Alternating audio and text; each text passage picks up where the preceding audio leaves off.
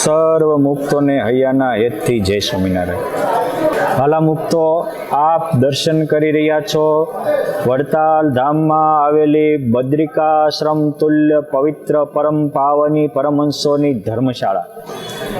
આ પરમહંસોની એ ધર્મશાળા છે કે આ ધર્મશાળામાં રઘુવીરચંદ સ્વામી વગેરે સંતોની નોંધપોથી અનુસાર 114 ઉપરાંત પરમહંસોને પુરુષોત્તમ નારાયણ તેડવા આવ્યા ત્યારે આકાશમાંથી ચંદન પુષ્પની વૃષ્ટિ થઈ, અલૌકિક દર્શન લીધા અને ધામમાં ગયા એવી પવિત્ર પરમ પ્રસાદીની આ ધર્મશાળા છે। કોને બનાવી આ ધર્મશાળા, કેવી રીતે આ ધર્મશાળાનો વિકાસ થયો, સાંભળો એનો અનોખો ઇતિહાસ। તમે જાણશો, તમારું હૈયું આનંદથી ભરાઈ જશે। માટે આ વિડીયો સંપૂર્ણ જોજો અને ગમે તો આમાં જોડાજો, લાઈક ને સબસ્ક્રાઇબ પણ થજો। આ ભગવાન સ્વામિનારાયણે જ્યારે વડતાલમાં 1872માં ભવ્ય રંગોત્સવ કર્યો એ પ્રસંગે વડતાલના પાટીદાર બાપુભાઈ, કુબેરદાસભાઈ, દલાજીભાઈ, રણછોડદાસ વગેરેએ આ મંદિરની પરિસરની જગ્યા ભગવાન સ્વામિનારાયણને સસ્નેહ સમર્પણ કરી એના પાકા દસ્તાવેજ લખાવ્યા।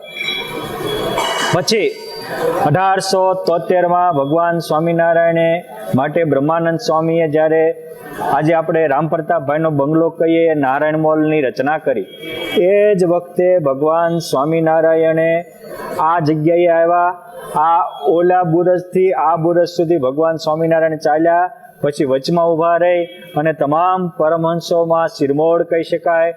સ્વામિનારાયણ સંપ્રદાયમાં ગુરુદેવ રામાનંદ સ્વામીના પહેલા શિષ્ય સમર્થ સંત રામદાસભાઈ હતા, મોટી ઉંમરના હતા, શાયદ એ વખતે એમની ઉંમર 96 વર્ષની હશે।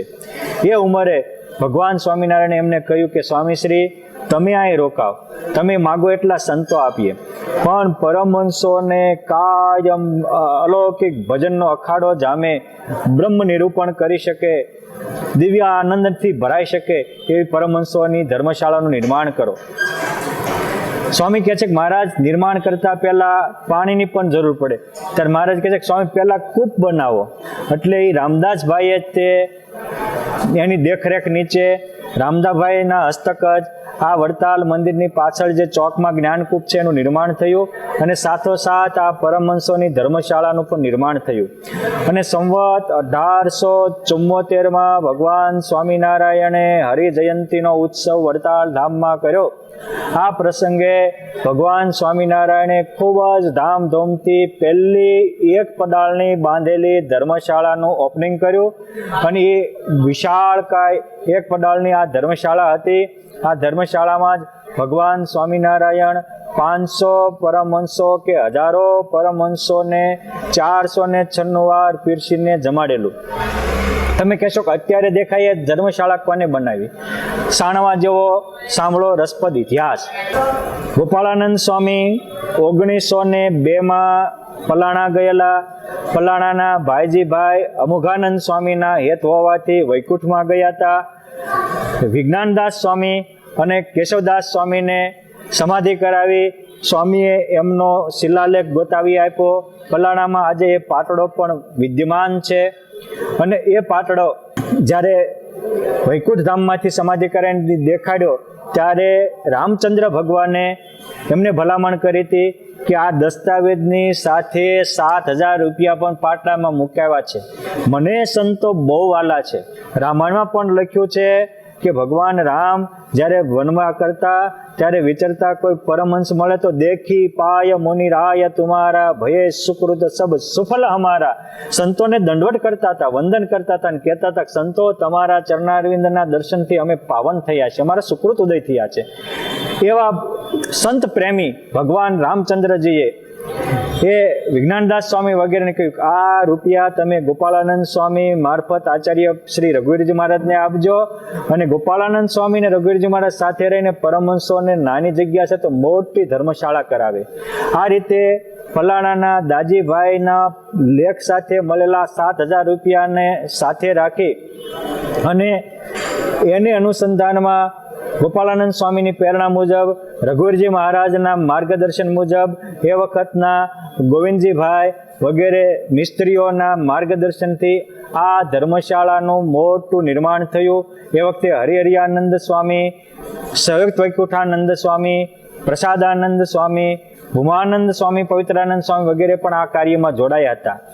આ ધર્મશાળાનો જે થાંભલીઓ દેખાય છે, આ થાંભલીઓનો જે સાગ છે એ મલબારી સાગ છે.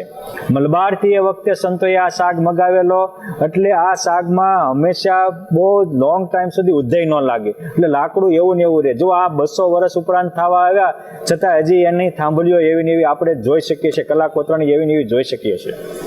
આ રીતે બીજી વારે ધર્મશાળાનું ઓપનિંગ સંવત 1903 રઘુવીરજી મહારાજ અહીં પીરસતા હતા અને પરમહંસોને બહુ સકડાશ પડતી હતી, ત્યારે એનું ખાતમુહૂર્ત થયું. અને એક જ વર્ષમાં જેમ ભગવાન રામને સૈનિકો સેતુબંધમાં જોડાયા હતા, તમામ સંતો ભક્તો આમાં જોડાયા અને માત્ર 1.5 જ વર્ષમાં આ આખી ધર્મશાળા પૂર્ણ થઈ. અને જ્યારે સંવત 1904 કે 5 ભવ્ય ચૈત્રી સમયો થયો. એ ચૈત્રી સમયમાં ગોપાળાનંદ સ્વામી, નિત્યાનંદ સ્વામી, સ્વયંપ્રકાશાનંદ સ્વામી, અદ્ભુતાનંદ સ્વામી, ગુણાતીતાનંદ સ્વામી જેવા મોટા સંતોને સાથે રાખી રઘુવીરજી મહારાજે અહીંયા સંતોને ધર્મશાળાનું ઓપનિંગ કરાવ્યું હતું. એ ધર્મશાળા છે. આ ધર્મશાળામાં હેઠે બેઝમેન્ટ પણ છે અને ઉપર માળ પણ છે, ઉપર પણ રજોટિયું પણ છે. આવી રીતે 3 માળાની એ જમાનામાં ઉત્તમમાં ઉત્તમ ફેસિલિટી વાળી કહેવાય એવી આ ધર્મશાળા સંતો માટે ત્યારની નિર્માણ કરેલી આ દસ્તાવેજી પુરાવેજી મોજૂદ છે. આ એ પરમહંસોની ધર્મશાળા છે કે પરમહંસોની ધર્મશાળાની વિશેષતા વર્ણવતા વિહારીલાલજી મહારાજ લખે છે કે જો સંતનું આશ્રમ શુદ્ધ આ છે, ભલું વિશાળા તુલ્ય તેહ ભાષે અને નિરન્ન મુક્ત સમસાધુ સારા યોગી વસે સાધન સાધનારા. શ્વેતદ્વીપમાં નિરન મુક્તો અને બદ્રિકાશ્રમમાં મહામુક્તો જે સાધના સાધે છે એવી સાધના અહીંયા રહીને સંતો સાધતા હતા. આ સાધનાની ભૂમિ છે, આ આરાધનાની ભૂમિ છે, આ ભક્તિ અને વિરક્તિની ભૂમિ છે. વળી લખે છે કાંઈક સંતો કેવા રહેતા તો કે છે સિદ્ધાસને કોઈ કરે સમાધિ, પદ્માસને કોઈ તજે ઉપાધિ, કોઈ ઊંચા કર 2 કરીને, જપે પ્રભુ એક પગે ઠરીને. અને અમારા દાદા ગુરુ કહેતા કે અહીંયા એવા કેટલાય સંતો હતા કે આખી રાત કે એકાદશી હોય આખો દિવસ એક પગે ઊભા રહી અને માળા કરે. એટલા સંતો હતા. અહીંયા 1400 સંતો રહેતા હતા એવું અમારા દાદા ગુરુ કહેતા હતા કે મોટા સમયા હોય તો 700 સંતો નીચે હુતા અને 700 ઉપર હુતા. અને 700 હમાય પછી બીજા સંતો ગોમતી કાંઠે રહેતા અને પાળી બદલાય ત્યારે ગોમતી કાંઠે હોય રાતના 12-1 વાગ્યાના સમયે અહીંયા આવે અને આ સંતો પાછા ગોમતી કાંઠે જઈને ધ્યાન કરે. આવા સાધના મુક્ત સિદ્ધો હતા. અહીંયા એક સાધુ એવા હતા કે આ થાંભલીના ટેકે આ લાઈફ ટાઈમમાં કોઈ મીઠું નહીં જમેલા, અખંડ સાધના કરતા હતા. આવા પણ એવા સાધુઓ હતા જે ડંકો વગાડીને ભગવાનના ધામમાં ગયેલા. વળી કે છે આ કેવા સંતો હતા તો કોઈ હરિના ગુણને ઉચ્ચરે છે, કોઈ જનોને ઉપદેશ દે છે, એક મના થઈને વારો તારાનો વારો ભૂલીને. આ પરમહંસોની ધર્મશાળા એ ગ્રુપવાદ ને મંડળવાદથી પર થવાના દસ્તાવેજી પુરાવા છે. આ પરમહંસોની ધર્મશાળામાં તે વખતે સંતો મંદિરમાં દર્શન કરી જે સંતો બેઠા હોય એ બધા સંતોને એક હારે પગે લાગતા હતા અને એમાં કોઈની ગુરુનિષ્ઠા ગવાતી નહોતી, ગુરુનિષ્ઠા પુષ્ટ થતી હતી. આ પરમહંસોની ધર્મશાળામાં નિત્યાનંદ સ્વામી, ગોપાળાનંદ સ્વામી બેઠા હોય, અહીંયા વચનામૃતના રસપાન બધાના શિષ્યો બધા ભેગા મળીને કરતા હતા. આજની જેવી બીજાની કથા સાંભળે તો મારો ચલો શેનો, આવા જે નાની વૃત્તિ વાળા હોય એ સકામ કહેવાય. આ નિષ્કામ પરમહંસોની ધર્મશાળા છે. એટલે નિષ્કામી નર એ બધામાં નારાયણનો સંબંધ સ્વીકારી શકતા હતા. માટે આપણે પણ આ પરમહંસોની ધર્મશાળામાંથી નિષ્કામી બનીએ. વળી હરિ હે હરિ નામ ભાખતા, તનથી પ્રીતિ નથી જ રાખતા. આ તનથી પર થયેલા, દેહ ભાવથી પર થયેલા બ્રહ્મરૂપો મુક્તોની ધર્મશાળા છે.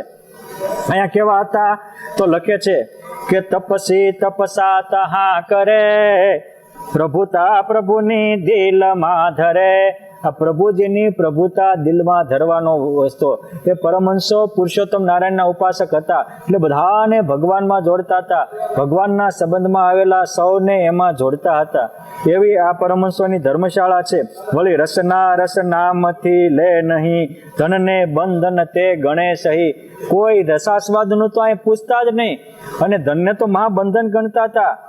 આ પરમહંસો કોઈ ધન દેવા જાઓ, વડતાલ દેવનું ધર્માદો દેવને નામે લખાઈ નાખો, તમે મને આપો ને હું ધર્માદો કરાવું, એવી વૃત્તિના પરમહંસો નહોતા.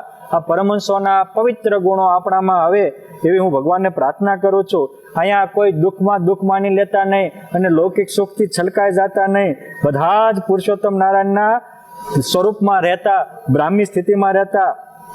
વળી કોઈ ભણે શબ્દાદિ શાસ્ત્ર શુદ્ધ, કોઈ ભણે ન્યાય બને સુબુદ્ધ, વેદાંત નિર્ભાંત ભણે ભણાવે પુરાણ, કોઈ સુણે સુણાવે, કોઈ મુનિ શુદ્ધ સતાર વીણા ઇત્યાદિ વાજિંત્ર વિશે પ્રવીણા. વાજિંત્ર લઈ ગાન શરૂ કર્યું છે, જાણે મુનિ નારદ તુંબરું છે. નારદ ને તુંબરું જેવી ભક્તિવાળા અને એવી રીતે સંગીતની સાધના આરાધના કરનારા હતા. વેદાંત આદિ ગ્રંથોની સાધના આરાધના કરનારા હતા. ષડાદિ સાથે સ્વર ભેદ જાણે, ત્રિગમાની રીતિ પૂરી પ્રમાણે. જો તુંબ પાત્ર લટકે ગણેરા, ભવાબ્ધિ નાવો મુક્ષુ કેરા. આ ધર્મશાળામાં અમે નાના હતા ત્યારે બહુ તુમડાઓ રહેતા. આજે તો ગોપાળાનંદ સ્વામીના આસને, નિત્યાનંદ સ્વામીના આસને અમુક તુમડાઓ છે. પણ કે છે કે આ તુમડા કેવા છે? તો ભવસાગરને તરવાના નૌકા જેવા છે. માટે અને કાં તો અખંડા મૃત આપનારા કમંડલુ અક્ષરથી ઉતર્યા છે. બધાને અમૃતનું પાન કરાવનારા, જેના કમંડળુ અક્ષરધામના મુક્ત હોય એવી આ પવિત્ર ધર્મશાળા છે. આ ધર્મશાળામાં મોટા મોટા સંતોએ અનેકને બ્રહ્મરૂપ કરી નાખે એવી બ્રહ્મરસની હેલી વરસાવી છે. આ એ પવિત્ર ધર્મશાળા છે. ક્યાંયથી સેંકડો સંતો અક્ષરધામમાં કઈ કઈને ગયેલા છે. આપણે એનું લિસ્ટ વાંચીએ તો આપણા રૂવાડા નાચી ઉઠે. આ ધર્મશાળા ત્યારબાદ પછી પરમ પૂજ્ય સદગુરુ શ્રી બાલકૃષ્ણદાસજી સ્વામી મેદપુરવાળા, એમના સ્નેહી, એમના ગુરુબંધુ ગોવિંદ પ્રસાદ સ્વામી, અત્યારે જે અમુક જે પોળી કરી વચ્ચે સંતોના પટારા હતા એ કાઢીને આજે જે દર્શન થાય છે એ જીર્ણોદ્ધાર છેલ્લો ગોવિંદ સ્વામીએ મેદપુરવાળા ભક્તોની પ્રેરણાથી કરાવેલો છે. અત્યારે એ પરિસ્થિતિમાં છે. પરંતુ આ ધર્મશાળામાંથી સંવત 1908 માગશર સુદ એકાદશીના પવિત્ર દિવસે નિત્યાનંદ સ્વામી છેલ્લા બધાને સંપ્રાપકોનો ભલામણ કરી ડંકો વગાડીને ધામમાં ગયા ત્યારે આકાશમાંથી ચંદન પુષ્પની વૃષ્ટિ થઈ હતી. એ 1908 વૈશાખ સુદ પાંચમે યોગ સમ્રાટ ગોપાળાનંદ સ્વામી અહીંયા ગયા ત્યારે વેદો અને સ્મૃતિઓની જડી વર્ષી હતી. હજારો મુક્તો યોગ ધારણા કર્યા, એના અલૌકિક દર્શન થયા હતા. આ એ પરમહંસોની ધર્મશાળા છે કે આ ધર્મશાળામાં ભગવદાનંદ સ્વામી, જે મોટા ભગવદાનંદ સ્વામી હતા, એ 1998 ધામમાં ગયેલા. પછી સ્વયં પ્રકાશાનંદ સ્વામી એ 1902 ધામમાં ગયેલા. મંજુકેશાનંદ સ્વામી એ 1911 કારતક સુદ એકાદશીના દિવસે ડંકો વગાડીને ધામમાં ગયેલા. સર્વનિવાસાનંદ સ્વામી એ 1919 માગશર સુદ બીજે ડંકો વગાડીને આ ધર્મશાળામાંથી ધામમાં ગયેલા. સદગુરુ ઉપેન્દ્રાનંદ સ્વામી 1919 ચૈત્ર સુદ આઠમે અક્ષરવાસી થયેલા. અક્ષરાનંદ સ્વામી 1919 કારતક વદ એકાદશીના દિવસે આ ધર્મશાળામાંથી ધામમાં ગયેલા. ભૂમાનંદ સ્વામી 1938 ચૈત્ર સુદ બીજે આ ધર્મશાળામાંથી ધામમાં ગયેલા. સદગુરુ શ્રી પવિત્રાનંદ સ્વામી 1935 અષાઢ વદ બીજે ધામમાં ગયેલા. હરિહરિયાનંદ સ્વામી 1922 સાલમાં કઈને 1920 સાલમાં કઈને ધામમાં ગયા ત્યારે ચંદન પુષ્પની વૃષ્ટિ થઈ હતી. આ રીતે મેં તો ખાલી થોડાના નામ લીધા. આવા તો અનેક પરમહંસો કઈને ધામમાં ગયેલા. એ વખતની અનેક લીલાઓ આપણા ગ્રંથોમાં સુવર્ણ અક્ષરે કંડાયેલી છે. એવી અવનીથી અક્ષરધામના સેતુ જેવી આ ધર્મશાળાના દર્શન કરી આપ પણ ધન્ય ધન્ય બનો, કૃતાર્થ બનો. અને પુરુષોત્તમ નારાયણે લહેરી આવ્યા. આજ લહેરમાં મહેર કરી મહેરબાન, દુખિયા જીવ સુખિયા કર્યા અને પાપી કર્યા પુણ્યવાન. પાપી પણ આવી અહીંયા પુણ્યવાન બનો, પામર આવી અહીંયા પવિત્ર બનો, અધમ આવી અહીંયા આપણા આત્માનો ઉદ્ધાર કરો. એવી પવિત્ર ધર્મશાળાના ઇતિહાસને સાંભળનારાનું પણ સર્વ પ્રકારે પુરુષોત્તમ નારાયણ મંગલ વિસ્તારો એવી પ્રાર્થના. અસ્તુ. ધન્યવાદ. જય સ્વામિનારાયણ.